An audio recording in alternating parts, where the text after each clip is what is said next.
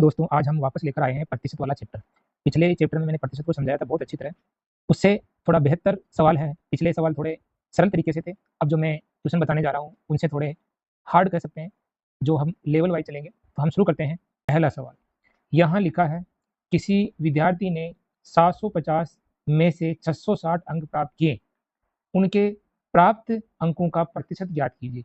यानी एक विद्यार्थी है, उसने 750 में से 660 अंक प्राप्त किए, तो बताइए उसने कितने प्रतिशत अंक प्राप्त किए। यानी उन्होंने प्रतिशत में पूछा है। तो इसके लिए मैंने पिछले वीडियो में बता रखा है कि जो कुल अंक होते हैं उनको हम बटे में लिखते हैं और जो प्राप्त करते हैं उसको हम अंश में लिखते हैं। यानी मैं यहाँ लिखूंगा दोस्तों 660 जो मैंने प्राप्त किए हैं और पूर्णांक कितने का है, यानी कुल अंक कितने के हैं 750। अब मैंने कहा इसको प्रतिशत में बदलना है, तो आपको इसको गुणा करना होगा 100 से। 100 से गुणा करते ही ये प्रतिशत में बदल जाएगा।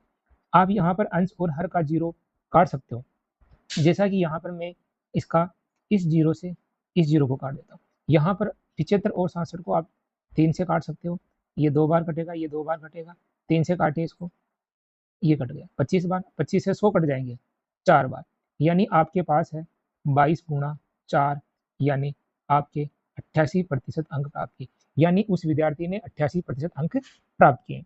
तो आपको दोस्तों समझ में आ गया होगा। इसी प्रकार इसी तरह का क्वेश्चन है क्वेश्चन नंबर 2। किसी विद्यार्थी ने 500 में से 375 अंक प्राप्त किए, उनके अंक कितने प्रतिशत प्राप्त किए। यानी अंकों का प्रतिशत पूछ रहा है। यहाँ पर 500 है कुल अंक, उसमें से 375 प्राप्त किए। तो दोस्तों वही विधि है, जो प्राप्त किए हैं 375 उसको लिखेंगे ऊपर यानी अंश में, और कुल पूर्णांक कितने का है उसको रखेंगे बटे में, और इसको गुणा कर देंगे दोस्तों 100 से, और इसको काट सकते हैं, यानी 00 से 00 को मैं काट दूंगा। अब ये आसान है, 375 बटेवा इधर बचा 5। अब 5 से विभाजित कर सकते हैं इसको, तो ये 5 से विभाजित हो जाएगा। 5 का पाड़ा बोला तो 35 आए, 7 बार में 2 बचे 25 हो गए। तो ये हो गए आपके पास दोस्तों 75%। यानी उस विद्यार्थी ने 500 में से 375 अंक प्राप्त किए, यानी उसके 75% अंक प्राप्त उसने कर लिया। दोस्तों इसी प्रकार आ जाइए क्वेश्चन नंबर 3 में। यहाँ पर थोड़ा अलग क्वेश्चन है। ये कह रहा है कि एक व्यक्ति की आय 20,000 रुपये है, वह 15% बचत करता है, तो उसका मासिक खर्च कितना है। यहाँ मासिक से कोई दिक्कत नहीं है, आप इसका बता सकते हो उसका खर्च कितना है, मासिक से कोई लेना देना नहीं है। मान लीजिए कि वो महीने के 20,000 रुपये कमाता है, ठीक है, और वो 15% बचत करता है। यानी अगर वो 100 रुपये कमाता तो 15 रुपये बचत करता और 85 रुपये खर्च करता, वही वाली बात है। लेकिन यहाँ पर वो 20,000 रुपये की आय है और उसका 15% बचत करता है, तो उसका खर्च कितना है। प्रश्न को थोड़ा समझिए, उल्टा पूछा है, यहाँ पर बचत दी है और पूछा खर्च है यहाँ पर, तो खर्च करेगा वो 85%। यानी दोस्तों यहाँ मैं बता देना चाहता हूँ आपको कि कुल प्रतिशत 100 होता है, तो यहाँ पर दोस्तों बचत दे रखी है आपके पास 15%। तो दोस्तों सीधी सी बात है कि खर्च कितना होगा, खर्च होगा 85%। तो आपको समझ में आ रहा होगा दोस्तों, 85% क्या हो जाएगा, खर्च हो जाएगा। तो ये पूछा भी खर्च ही है, तो हम यहाँ कह रहे हैं कि 20,000 का 85% निकाल लेंगे। आपको निकालना ही आता है, तो यहाँ पर हम लिखेंगे दोस्तों 20,000 का 85%। तो दोस्तों मैंने बताया था पिछले वीडियो में, यहाँ 20,000 का की जगह गुणा कर दो, यहाँ कर दो 85%, हटाने के लिए दोस्तों यहाँ गुणा कर दो, नीचे 100 बटे में कर दो 100। यहाँ पर 00 से 00 आप काट सकते हो, ये गणित का नियम होता है। आपके पास इधर बचे हैं 200, 200 को आप गुणा करोगे किससे दोस्तों, 85 से आपको दोस्त को गुणा करना। तो इसको गुणा करने पर आपके पास आ जाएंगे 17,000, यानी 17,000 रुपये क्या करता है वो, खर्च करता है। तो यहाँ पर आ गया दोस्तों उसका खर्च आ गया। खर्च अगर 17,000 आया है, तो दोस्तों बचत कितनी होनी चाहिए, बचत होनी चाहिए 3,000 रुपये, क्योंकि देखो 20,000 कुल है उसकी आय है, अगर 17,000 खर्च कर रहा है तो उसकी बचत कितनी हो गई 3,000। यानी 20,000 का 15% 3,000 हो गया, और 85% क्या हो गया 17,000 हो गया। ये बहुत ही आसान भाषा में समझे यार, आसान क्वेश्चन है दोस्तों। क्वेश्चन नंबर 4 को आप ध्यानपूर्वक समझेंगे। इसको मैं 2 विधि से बताना चाहूंगा, इसमें एक ट्रिक काम आती है। ऐसे क्वेश्चन बहुत बार आते हैं, विद्यार्थी कंफ्यूज होते हैं, तो आपको कंफ्यूज नहीं होना है। देखिए, किसी संख्या में 25% की वृद्धि करने पर 500 प्राप्त होता है। कितना प्राप्त होता है? 500 प्राप्त होता है। किसी संख्या में 25% की वृद्धि करने पर 500 प्राप्त होता है, तो मूल संख्या क्या थी? यानी 25% की वृद्धि करने से पहले संख्या क्या थी? यानी ये तो वृद्धि करने के बाद आया, बढ़ोतरी करने के बाद 500 आया। इसका मतलब उससे पहले मूल संख्या तो कम होनी चाहिए, क्योंकि 25% की वृद्धि की है तो कम होनी चाहिए। तो कम का मतलब 100% निकालना है, क्योंकि पहले 100% थी, 100% थी तभी तो 25% की वृद्धि हुई, तो 125% हो गया होगा। 125% होने पर 500 हुआ, इसका मतलब 100 कितना था? तो मैं दोस्तों इसको 2 तरीके से बताना चाहूंगा। देखिए, माना कि मूल संख्या x थी, लेकिन आपको x से नहीं करना है, लेकिन एक बता रहा हूं मैं। तो यहाँ पर हम कहेंगे कि माना कि मूल संख्या बराबर x। अब x में कितने की वृद्धि हुई? 25% की। यानी 25% की वृद्धि करने के बाद वो कितनी हो जाएगी? 125 हो जाएगी, क्योंकि पहले 100 थी। तो अब x का 125% बराबर मैं लिखूंगा 500। अब दोस्तों यहाँ समझने लायक बात है कि यहाँ मैंने लिखा x का 125%। इसका कारण ये है कि मैं इसको डायरेक्ट लिख रहा हूँ। अगर मैं 100% लिखता तो 500 से कम थी, लेकिन मैं 125 इसलिए लिख रहा हूँ क्योंकि पहले संख्या जो भी थी वो 100% थी, कोई बढ़ोतरी नहीं थी। लेकिन अब बढ़ोतरी कर दी तो 100 से बढ़कर कितनी हो गई दोस्तों? 100 से बढ़कर हो गई है अब की बार 125। तो x का 125% किसके बराबर है दोस्तों? 500 के बराबर है, क्योंकि बढ़कर आई है। तो दोस्तों देखिए, यहाँ मैं करना चाहूँगा x गुणा 125 प्रतिशत का नीचे बटे में 100 लिख दीजिए, बराबर यहाँ लिख दीजिए 500। अब मैं इसको दोस्तों हल करूँगा, तो आप इसको सरल भाषा में एक लिख सकते हो। अब कभी भी ऐसी संख्या आ जाती है बटे में और बराबर आ जाता है, तो वैसे तो इसको वज्र गुणा किया जाता है, तो वज्र गुणा भी कर सकते हैं अपन। अब यहाँ पर मैं वज्र गुणा करूंगा तो x गुणा 125 को मैं गुणा करूंगा 1 से, तिरछा गुणा। तो ये आ जाएगा x गुणा 125, 1 से गुणा किया कोई फर्क नहीं पड़ा। इधर 500 को मैं 100 से गुणा करूंगा, तो यहाँ आ जाएगा 500 गुणा 100। अब मुझे चाहिए x की वैल्यू, x की वैल्यू चाहिए तो बराबर लगा दिया, और बराबर के सामने है 500 गुणा 100। तो कभी भी दोस्तों x की वैल्यू चाहिए, x के साथ जो संख्या गुणा में होती है वो सामने वाली बराबर के सामने वाली संख्या में भाग में चली जाती है। ये एक नियम होता है गणित का। अब ये 125 और 500 कट जाएंगे, या 125 को इसको काट सकते हो, तो 125 और 100 को मैं 25 से काट सकता हूँ डायरेक्ट। तो ये कट जाएंगे 25 से कितनी बार? 25 पंजे 125, 25 चौक 100। अब दोस्तों यहाँ 5 से किसको काटेंगे? 500 काटेंगे, लेकिन मैं इसको थोड़ा आगे लिख रहा हूँ ताकि आपको अच्छा लगे। 500 गुणा, उधर बचा 4 बटे हुआ बचा नीचे 5, 5 से काटा इसको कितनी बार? 100 बार।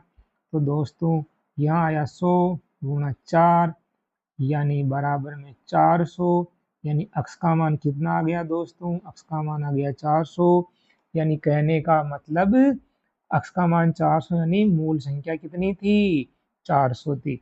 ये एक लंबा प्रोसेस हो गया है, मैं इसका एक बहुत ही आसान और शॉर्ट ट्रिक बता रहा हूँ। तो ट्रिक क्या होती है दोस्तों, मैं बताने जा रहा हूँ, क्योंकि कंपटीशन में ट्रिक काम आती है। ऐसे क्वेश्चन अगर आ जाते हैं तो आपको अक्स मानने की आवश्यकता नहीं है। इसके लिए अपन क्या करेंगे, ये मूल संख्या पूछ रहा है, मूल का मतलब पहले कितनी थी, लेकिन फिलहाल में वर्तमान में क्या है? किसी संख्या में 25% की वृद्धि करने पर 500 हो जाती है। यानी ये संख्या जो हुई है, ये जो 500 हुई है, ये कितने किसके बराबर है? 125% के बराबर। तो ऐसे क्वेश्चन को हल करने के लिए आपको क्या करना है, जो संख्या है उसको रखना आपको ऊपर अंश में। और ये कितनी परसेंट है, ये 100% नहीं है दोस्तों, ये पहले 100 थी, लेकिन 25% की वृद्धि करने के बाद, बढ़ने के बाद 500 ही है, यानी 100 से 25% बढ़ गई 125 हो गई है। तो 125% को नीचे लिखना है। देखो संख्या में वृद्धि होने के बाद संख्या कितनी है, वो ऊपर, जो बढ़ी वो कितने परसेंट है 125। अपने को कितनी चाहिए, मूल संख्या, मूल कितनी थी 100%, तो मुझे 100 चाहिए, जो चाहिए उसको गुणा कर लो, मुझे 100 चाहिए 100% से गुणा कर लो, तो इसको वही तरीका हो जाएगा। इसको काट दो, 25 पंजे 125, 25 चौक 100। नेक्स्ट चलिए यहाँ पर 500 गुणा 4 बटेवा 5, 500 से कट जाएगा 100 बार, 100 बार कट गया। 100 गुणा कितना हुआ दोस्तों, 100 गुणा 4 हुआ, यानी 400। तो मूल संख्या कितनी थी दोस्तों, मूल संख्या आपको समझ में आ गई होगी 400, यहाँ पर भी 400 आई। तो दोनों चीजें सेम ही है। नंबर 5 भी इसके जैसा ही है। किसी वस्तु के मूल्य में 20% की कमी करने पर उसका मूल्य 960 रुपये रह जाता है, तो वस्तु का प्रारंभिक मूल्य ज्ञात कीजिए। इसमें मैंने क्या बोला था, ट्रिक में बोला था कि जो ये घटी है वो बड़ी है, उसको तो लिखेंगे अपन अंश में, और ये घट के या बढ़ कर के कितनी हुई है, यहाँ बढ़ी नहीं है, 20% की कमी हुई है, यानी 100% से 20% कमी हो गई, तो कितनी हो गई दोस्तों 80%। तो दोस्तों वही तरीका कि लास्ट में देखो ये कमी करने के बाद कितनी है 960, तो कमी करने के बाद 960, तो 20 की कमी हुई है, यानी 100 थी, 100 में 20 कम कर दो तो 80 रह गई। अपने को क्या चाहिए, प्रारंभिक संख्या, प्रारंभिक मतलब मूल संख्या, मूल का मतलब 100% चाहिए, तो 100 से गुणा कर दीजिए, ये मैंने गुणा कर दिया है। यहाँ मैं 0 से 0 काट दूंगा, 8 से काटो इसको, 8 से कट जाएगा ये, 8 एकम, मैं यहाँ लिख रहा हूँ इसको 8 एकम, 8 एक बच गया, एक बजे कितना हो गया 8 दूनी 16, कट गया ना 12 बार, 8 से कटा एक बचा 16 हो गए। अब यहाँ पर दोस्तों ये 100 बचा, इसको इधर गुणा लिख दो, यानी मेरे पास 1200 आ चुके हैं। यानी प्रारंभिक संख्या यानी मूल संख्या कितनी है, तो वस्तु का प्रारंभिक मूल्य 1200 आया है। कहने का मतलब पहले मूल्य 1200 था, 20% की कमी हुई, उसके बाद 960 हुआ। तो दोस्तों इस प्रकार के क्वेश्चन कंपटीशन में बहुत आते हैं, तो ये मैंने तरीका समझाया है। किसी को समझ में नहीं आए तो मुझे कमेंट्स में लिख सकते हैं। इसी प्रकार दोस्तों चलिए क्वेश्चन नंबर 6 में आ जाते हैं। किसी कर्मचारी के वेतन में 15% की वृद्धि करने पर, वृद्धि करिए बढ़ोतरी की है, नया वेतन 28,750 रुपये हो जाता है, तो पुराना वेतन कितना था, ऐसे क्वेश्चन पढ़ रहे हैं अपन। पुराना का मतलब मूल क्या था, इसका मतलब मूल 100% था, बढ़ा 15 तो 115 हो गया, तो परसेंट में 115 हुआ, और इधर बढ़कर कितना हुआ 28,750, यानी परसेंट में बोले तो 115, तो किसके बराबर है 28,750 के बराबर है। बढ़ने से पहले 100% था यानी कम था, तो मैंने बताया दोस्तों यहाँ भी अपन लगाएंगे ट्रिक। ट्रिक क्या थी दोस्तों, ट्रिक थी कि जो संख्या थी घटी या बढ़ी, घटने के बाद या बढ़ने के बाद जो थी उसको लिखो। तो 28,750 मैंने लिख दिया दोस्तों, ये 28,750 मैंने लिख दिया है। अब ये घटी है बढ़ी है, तो यहाँ लिखा है 15% की वृद्धि, यानी पहले 100 थी, हमेशा 100 होती है शुरू में, वृद्धि के बाद 15 बढ़ी, तो कितनी हो गई दोस्तों 115 हो गई है। अपने को चाहिए पुराना यानी 100% वाला शुरू में, तो इसको गुणा करेंगे दोस्तों 100 से। अब आप दोस्तों इसको आराम से आप कर सकते हो, इसको ये छोटा मोटा भाग लगाना, इस प्रकार आप इसको इससे काट सकते हो, आराम से करोगे, इसको करोगे तो आपके पास आंसर आएगा इसका 25,000।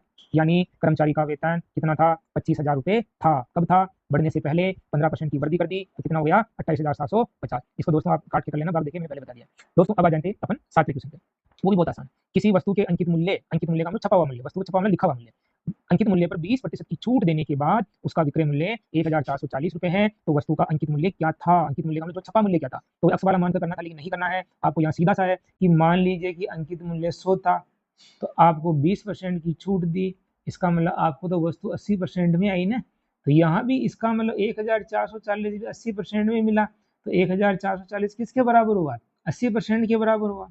आई समझ में, क्योंकि भाई देखिए माना अपने कि वस्तु का मूल्य 100 है, 100 है अंकित मूल्य, लिखा हुआ मूल्य, उस पर छपा प्रिंट रेट जिसको अपन बोलते हैं, कितना है भाई 100।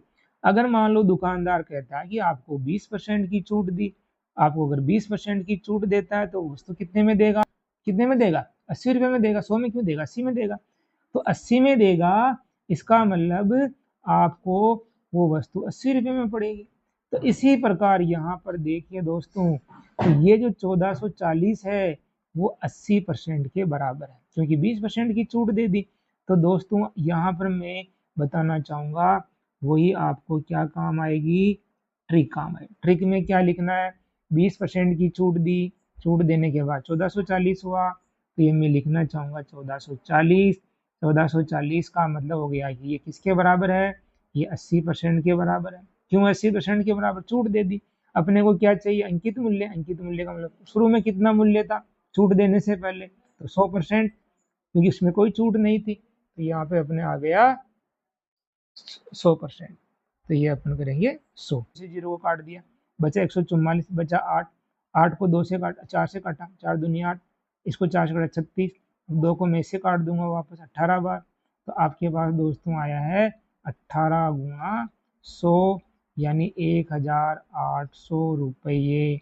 यानी आपके वो अंकित मूल्य कितना था? 1800 था। चाहे तो आप 1800 में 20% की छूट देंगे तो अपने आप ही इतना रुपये आ जाएगा। तो दोस्तों इस प्रकार के सवालों को आप ध्यान से देखिए, कंपटीशन इस प्रकार के सवाल अक्सर आते हैं। तो धन्यवाद। ऐसे प्रकार वीडियो में बनाते रहूँगा। ये प्रतिशत का पार्ट नंबर 2 है। अब पार्ट नंबर 3 जल्दी आएगा। थैंक यू दोस्तों।